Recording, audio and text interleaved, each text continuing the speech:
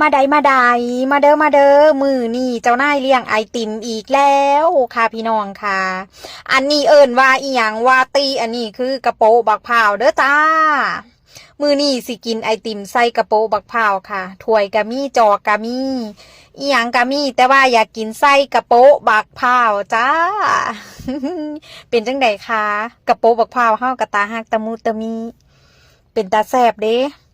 อันผู้บ่าวมาขายก็สิเป็นผู้บ่าวม่อนเนาะจ้าต่อแล้วต่ออีกอันนี้สิเป็นเนื้อบักพร้าวอ่อนเนาะค่ะขูดก่อนเนาะค่ะแล้วเพิ่นก็สิตักไอติมเป็นก้อนออมลอมแอมแลมมาใส่ถ้วยให้เฮา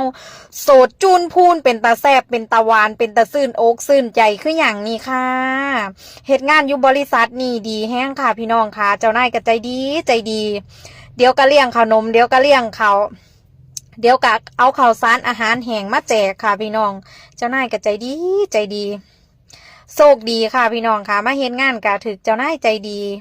เป็นความโชคดีของมนุษย์ใส่แรงงานคือเฮากะแม่นพ่อเจ้านายใจดีนี่ล่ะจ้าเดี๋ยวข้าวสารอาหารแห้งก็เอามาแจกสู่เดือนจ้าพี่น้องเบิงเป็นจังไดคะหน้าตาว้ายเป็นตาแซ่บค่ะพี่น้องมากินไอติมน้ำกันลมพัดมาเย็นจ่อยๆแต่ทางนี้กินไอติมเด้อค่ะเพราะว่าไขมันหลายความอบอุ่นยังหลายอยู่จ้าบ่เป็นหยังค่ะเบิง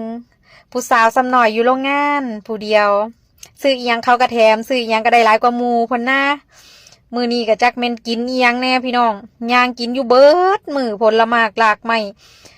ขนมของข้าวของหวานจักสิกินอีหยังก่อนแต่ละมื้อแต่ละเดย์มาอยู่นี่บ่ได้อดบ่ได้อยากค่ะพี่น้องมีแต่แนวอยู่แนวกินเบิ่งจากหุ่นพนักงานแต่ละคนก็แล้วเด้อค่ะ แต่ละคน มีแต่ผู้งามๆตุ๋ยพี่มีพยานบ่อึดแนวอยู่แนวกิน